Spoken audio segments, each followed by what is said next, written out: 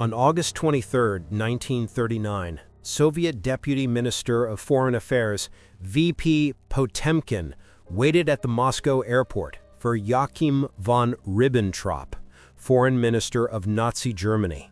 He warmly greeted the former champagne salesman and then whisked him away for a clandestine meeting at the Kremlin. Waiting to receive the emissary were Soviet strongman Joseph Stalin and his granite-faced foreign minister Vyacheslav Molotov. They concluded what became known as the Nazi-Soviet Nonaggression Pact. Included were provisions governing the transfer of raw materials from the Soviet Union in exchange for manufactured goods from Germany. But more importantly, the pact was a protocol establishing each signatory's sphere of influence. This included Poland. Hitler and Stalin did not merely intend to partition their neighbor, they meant to wipe the country off the map. The Germans would begin to close the Weiss on September 1st, advancing to Brest-Litovsk. The Soviets would close the eastern jaws on September 17 until Poland was gobbled up. As an added inducement for Stalin's compliance, Hitler agreed that Latvia, Lithuania, Estonia, and Bessarabia, which was on the eastern edge of Romania, would be included in the Soviet sphere of influence. The pact was signed at 2 a.m. on the 24th. The two dictators not only sealed Poland's fate, but set in motion a chain of events that would soon engulf the globe in World War II. Bottles of champagne were opened to toast the historic moment. Stalin raised his glass to Hitler's health. "A fine fellow," remarked the Soviet dictator.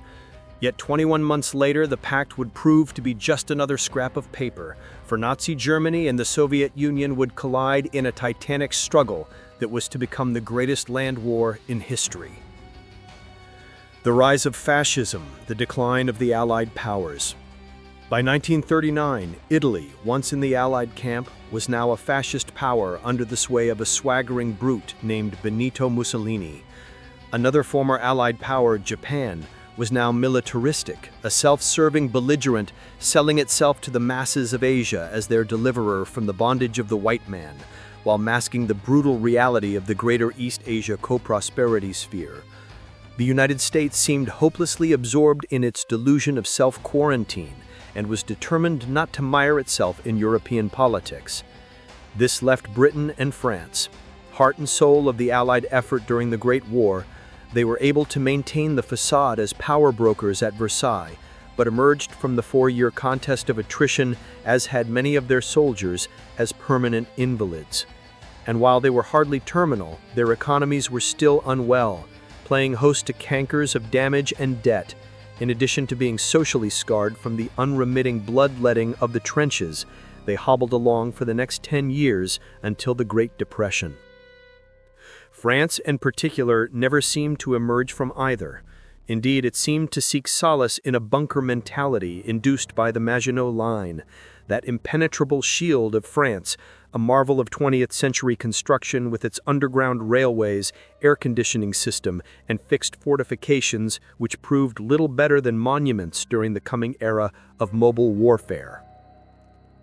Hitler seemed to sense the weakness, testing the waters on March 7, 1936, with his occupation of the demilitarized Rhineland, in direct contravention of the spirit of the Versailles and Locarno treaties. Common belief holds that the French reaction, or lack thereof, to the German provocation was owing to a lack of intestinal fortitude, girded by nightmares of Verdun. A policy memorandum of Foreign Secretary Anthony Eden, dated March 8, 1936, shows the British government counseling diplomatic action, urging the French not to scale up to a military riposte, to which French Foreign Minister Pierre Flandin stated that France would not act alone. Rather, Paris would take the matter to the League of Nations. There is, however, another side to this story: the lingering effect of the Great Depression. The French were concerned with their economy and currency. They desperately needed investors like Britain and, in particular, the United States to help bolster the franc. Foreign investment in the franc was hardly possible if Paris was mobilizing for war. Hitler had won his game of brinksmanship. With just a couple of untried battalions, he had faced down 100 French divisions, throwing cold water on the doubts of his nervous generals and sending his stature soaring among the masses of the German people, while masking the brutal reality of the Greater East Asia co-prosperity sphere. Chipping away at the European security order. Such trysts of gamesmanship played by an opportunistic Hitler brought Europe to the brink. His understanding of history spurred him to isolate that colossal power to the east, Soviet Russia. The Hitler-Stalin honeymoon fractured the European balance of power, removed the Red Army as a counterweight to German ambitions, compromised Moscow's membership in the League of Nations, and revisited British and French ostracizing of the Soviet colossus from European politics at Versailles. Adolf Hitler assumed the chancellorship of Germany on January 30, 1933. He relied on diplomacy to advance the interests of Germany because he lacked the military muscle for a more belligerent posture. For instance, he ended the clandestine Soviet-German military cooperation of the 1920s. Yet on May 5, Germany and the Soviet Union renewed the 1926 Treaty of Berlin. On January 26, 1934, Hitler signed a non-aggression pact with Poland. On September 18, 1934, the Soviets joined the League of Nations, Germany having withdrawn from the diplomatic fraternity the previous October. By forging a non-aggression pact with Poland, Hitler prevented Warsaw and Paris from reaching an agreement that would have sandwiched a prostrate Germany and blocked any potential deal between Warsaw and Moscow. This, of course, raised serious doubts in the Kremlin as to German-Polish intentions. The idea of collective security proved attractive, hence Moscow's long-overdue membership in the League. Yet, by the Spanish Civil War, it was abundantly clear that Rome and Berlin intended to spread the fascist creed like a plague across Europe. German and Italian involvement in Spain's conflict, in the face of British and French neutrality, seemed another step toward the eventual isolation of the Soviet Union. Moscow then threw its support to the Republicans against Francisco Franco's nationalists. For Germany, Italy, and Soviet Russia, the contentious Iberian Peninsula offered that battlefield laboratory for new weapons and tactics in preparation for the main event that was sure to come. 5 years after assuming power, Hitler felt more confident, having successfully effected the Anschluss with his homeland Austria on March 13, 1938, followed 7 months later by adding the Sudetenland to the Reich from a friendless Czechoslovakia.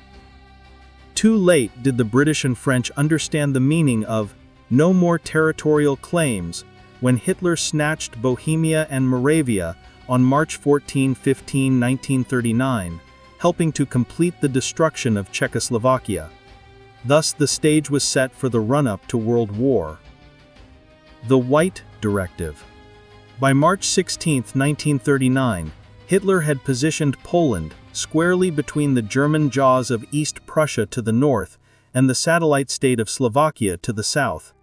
He now controlled the vaunted Skoda works and added Czech tanks and guns to the Wehrmacht. Romania and Yugoslavia, arms customers of the Czechs, now had another supplier following Berlin's hostile takeover. However, Hitler was not resting on his laurels.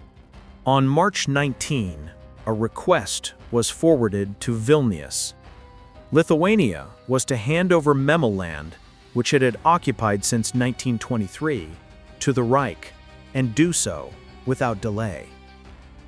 4 days later, Lithuania complied. On March 21, Ribbentrop hosted the Polish ambassador, Józef Lipski, in Berlin. Hitler's huckster urged the Polish diplomat to accept the deal offered the previous October. Danzig was to be returned to the Reich, a deal that included road and rail connections across the Polish corridor.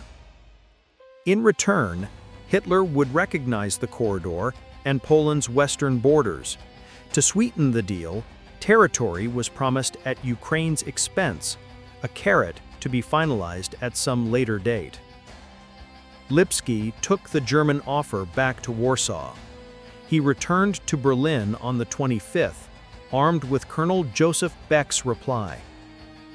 The Polish foreign minister understood the machinations of the Führer. Caving in now would only invite another set of demands. Beck rebuffed Hitler's offer, intimating that continued German pressure over Danzig would invite conflict. It was clear by the 31st that Polish resolve had been stiffened by London and Paris. On that day, British Prime Minister Neville Chamberlain addressed the House of Commons, assuring Warsaw that, in the event of a German attack, Britain and France would stand by the Poles. That evening, Hitler ordered Wilhelm Keitel, chief of the Oberkommando der Wehrmacht, German High Command, to prepare for Poland. On April 3, Keitel issued a directive known as White, ordering the German armed forces to be ready for action no later than September 1. Not wanting to miss the bus, Italy invaded Albania. Hitler was less than pleased. He now faced the possibility of Britain playing on Turkish fears over the Dardanelles. German diplomat Franz von Papen was dispatched to Ankara for damage control. Now the swing power was the Soviet Union, and the tide for influence was running against the Allies. Warsaw refused to allow the Soviet army to transit Polish territory. Moscow proposed a six-power conference, which failed to gain traction. Any chance of prying Mussolini loose from the Axis seemed to have vanished. On March 26, Il Duce gave voice to Italy's claims to the Mediterranean. With his April 7 invasion of Albania, he made clear his designs on the Balkans in tandem with Hitler's plans for Eastern and Central Europe. Testing the waters with the Russians. Hitler, by this time, was taking a greater measure of the Kremlin. For instance, he noted that on March 10, during the 18th Party Congress, Stalin took aim at the Western democracies, stating that the Soviet Union was not going to war to pull somebody else's chestnuts out of the fire. On April 17 in Berlin, Soviet Ambassador Alexei Marikolov called on Ernst von Weizsäcker, State Secretary in the German Foreign Office. The topic of discussion was the possibility of improved German-Soviet relations and economic considerations. On May 3, Stalin replaced Maxim Litvinov as Soviet foreign minister with Vyacheslav Molotov, a no-nonsense hardliner. Popular interpretation has it that Litvinov, a Jew, was replaced as a sop to the anti-Semitic Nazis. However, German diplomat Werner von Tippelskirch observed in a May 4 telegram to Berlin, since Litvinov received the English ambassador as late as May 2 and had been named in the press of yesterday as a guest of honor at the parade, his dismissal appears to be the result of a spontaneous decision by Stalin. The decision apparently connected with the fact that differences of opinion arose in the Kremlin on Litvinov's negotiations. The reason for differences of opinion presumably lies in a deep distrust that Stalin urged caution lest the Soviet Union be drawn into conflicts. Molotov, no Jew, is held to be most intimate friend and closest collaborator of Stalin. His appointment is apparently to guarantee that the foreign policy will be continued strictly in accordance with Stalin's ideas. Stalin might have played the anti-Semitic card in ridding himself of Litvinov, but in the end, the Soviet dictator was a political realist. The Soviets lost territory to the fledgling Polish state in their 1919-1921 armed contest. If there was a way of recouping territory and pushing the Soviet border farther west, then Stalin was certainly interested. As Austria and Czechoslovakia had shown, Britain and France proved lacking as allies in the face of fascist provocations. Hitler ordered his ambassador to Moscow, Count Werner von der Schulenburg, to put out feelers to Molotov. On May 5th, Nazi propaganda minister Joseph Goebbels forbade disparaging pronouncements toward Bolshevism and the Soviet state until further notice. The Allied decision to support the Poles. For Paris, Poland proved a dilemma. Warsaw would not allow Soviet troops across its territory during the Czech crisis. And with Chamberlain's pronouncement on March 31st, it meant only one thing. England had no army on the European continent. France did. It seemed the Anglo-French-Polish Accord, then, was to be guaranteed by the blood of the Poles and the French. France faced a problem. Germany blocked the way to Poland, just as Poland blocked the way to Czechoslovakia for the Soviets. It was imperative, then, that a deal be struck with Moscow. Churchill concurred and had said so in the House of Commons back on April 3rd, commenting, "To stop here with a guarantee to Poland would be to halt in no man's land under fire of both trench lines and without shelter of either. Having begun to create a grand alliance against aggression, we cannot afford to fail. We shall be in mortal danger if we fail." The worst folly, which no one proposes we should commit, would be to chill and drive away any natural cooperation which Soviet Russia, in her own deep interests, feels it necessary to afford. Former British Prime Minister David Lloyd George echoed his protégé's sentiments. "If we are going in without the help of Russia, we are walking into a trap. It is the only country whose arms can get there. If Russia has not been brought into this matter because of certain feelings the Poles have that they do not want the Russians there, it is for us to declare the conditions, and unless the Poles are prepared to accept the conditions with which we can successfully help them, the responsibility must be theirs." For Chamberlain, a Conservative Party Prime Minister, such criticisms from the Labour bench provided another hurdle to the Polish crisis: opposition at home. He had been sanctioned for not helping the Czechs at Munich, and was now being taken to task for being led by the nose by the Poles. However, was not Britain defending the rights of smaller nations? This point was made by Lord Halifax to the House of Lords. Why should the Poles then be forced to accept assistance from a people with whom they have a long historic antipathy? If Chamberlain's negotiations with Moscow proved fleeting, then he and his government would incur blame.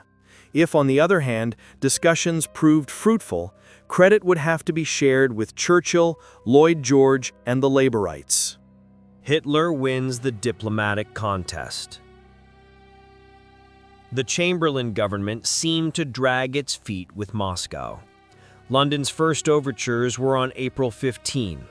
Moscow replied in 2 days.